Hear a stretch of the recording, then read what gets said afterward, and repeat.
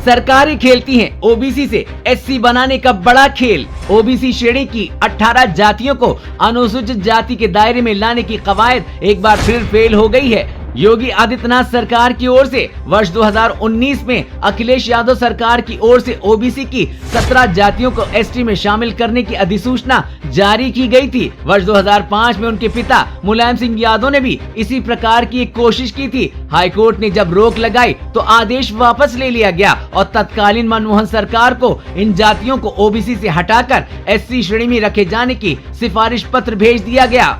मुलायम के बाद आई मायावती सरकार ने इस प्रस्ताव को खारिज कर दिया। तत्कालीन उत्तर प्रदेश सरकार ने 17 जातियों को ओबीसी से एससी में रखे जाने के एवज में दलितों के आरक्षण का कोटा 21 से बढ़ाकर 25% करने का प्रस्ताव दे दिया। इसके बाद मामला ठंडे बस्ते में चला गया। फिर 2019 में योगी आदित्यनाथ सरकार ने अखिलेश यादव के 2016 के फैसले को आधार बनाते हुए नोटिफिकेशन जारी कर दिया। इलाहाबाद ने इस सभी नोटिफिकेशन को रद्द कर दिया। मतलब एक बार फिर यूपी की 18 जातियां ओबीसी श्रेणी में रहेंगी, जिन्हें अधिसूचना के आधार पर एससी में बदल दिया गया था।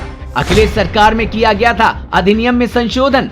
अखिलेश यादव की सरकार ने 31 दिसंबर 2016 को उत्तर प्रदेश लोक सेवा अनुसूचित जाति जनजाति पिछड़े वर्गों के आरक्षण अधिनियम 1994 की धारा 13 में संशोधन किया था। इस धारा में अनुसूचियों को संशोधित करने की शक्ति दी गई है। यूपी आरक्षण अधिनियम की धारा 13 में प्रावधान किया गया है कि राज्य सरकार की ओर से अनुसूची को संशोधित किया जा सकता है। गजट में इस प्रकार की अधिसूचना का प्रकाशन कर अनुसूचियों को संशोधित समझा जाएगा। अखिलेश सरकार ने भी 2 गजट नोटिफिकेशन के जरिए 17 जातियों को ओबीसी सूची में संशोधित करते हुए एससी अनुसूची में डालने का आदेश जारी कर दिया। दूसरा नोटिफिकेशन सभी डीएम को जारी किया गया कि इन जातियों के लोगों को एससी श्रेणी की जाति प्रमाण पत्र जारी कर दिए जाएं। योगी सरकार ने वर्ष 2019 में एक और नोटिफिकेशन जारी किया। 18 ओबीसी जातियों को एससी में शामिल किए जाने का आदेश था। अधिकारियों ने नियम जानते हुए भी जारी किए आदेश। सरकार के अधिकारियों को नियम की जानकारी थी। उन्हें पता था कि राज्य सरकार के स्तर पर या फिर केंद्र सरकार के स्तर पर ही अधिसूचना के जरिए एससी श्रेणी की सूची में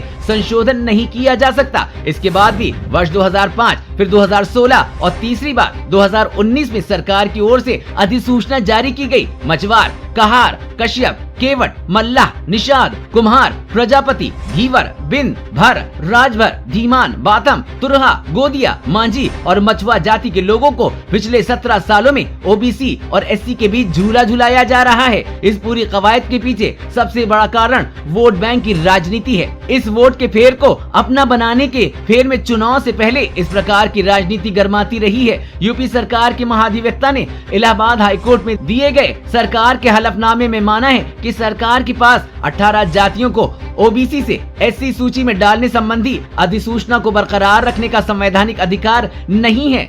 यूपी में अगर आप ओबीसी वोट बैंक पर नजर डालें तो ये कुल आबादी का 52% हिस्सा है। जिन 18 जातियों को ओबीसी से एससी में शिफ्ट करने की कोशिश हो रही है वो बड़े स्तर पर अपना प्रभाव रखते हैं। इसमें सबसे महत्वपूर्ण जलवंशी निषाद समुदाय है। ये यूपी की आबादी का करीब 18% है। बड़ी राजनीतिक ताकत रखते हैं। ऐसे में कोई भी दल इस वोट बैंक को नाराज नहीं करना चाहता। जलवंशी निषाद जाति में मल्लाह, केवट, धीवर, बिंद, कश्यप, गोहरी आदि जाति आती हैं। यूपी चुनाव के पहले जलवंशी मोर्चा बनाने की कोशिश की गई थी, हालांकि ये पूरी तरह से जमीन पर उतर नहीं पाया। ज्ञानेंद्र निषाद दावा करते हैं कि समाज की आबादी करीब 18% है। इसी हिसाब से हमें आरक्षण का लाभ भी मिलना चाहिए। 100 से अधिक सीटों पर राजभर का प्रभाव है। राजभर जाति का प्रभाव 100 से अधिक विधानसभा सीटों पर प्रदेश में दिखता है। पूर्वांचल के 2 दर्जन से अधिक जिलों की सीटों पर समाज का वोट बैंक निर्णायक भूमिका निभाता है। वाराणसी, जौनपुर, चंदौली, गाजीपुर, आजमगढ़,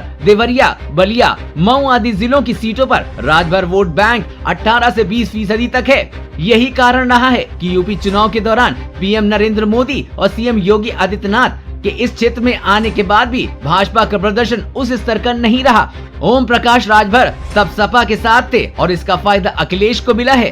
इलाहाबाद हाई कोर्ट के निर्णय से पहले योगी सरकार इन 18 जातियों को एससी कोटी में डालने को लेकर फाइनल तैयारी में जुटी थी। निषाद केवट समाज की ओर से लगातार उठ रही मांग को लेकर सरकार अपनी तैयारियां कर रही थी। अब कोर्ट के आदेश के बाद सरकार के अगले कदम की हर कोई प्रतीक्षा कर रहा है। जिन जातियों को एससी श्रेणी में डालने की मांग हो रही है वो यूपी के सामाजिक ताने बाने में गरीब माने जाते हैं। ऐसे में सरकार के निर्णय पर सबकी नजर होगी। ब्यूरो रिपोर्ट, सरेआम टीवी।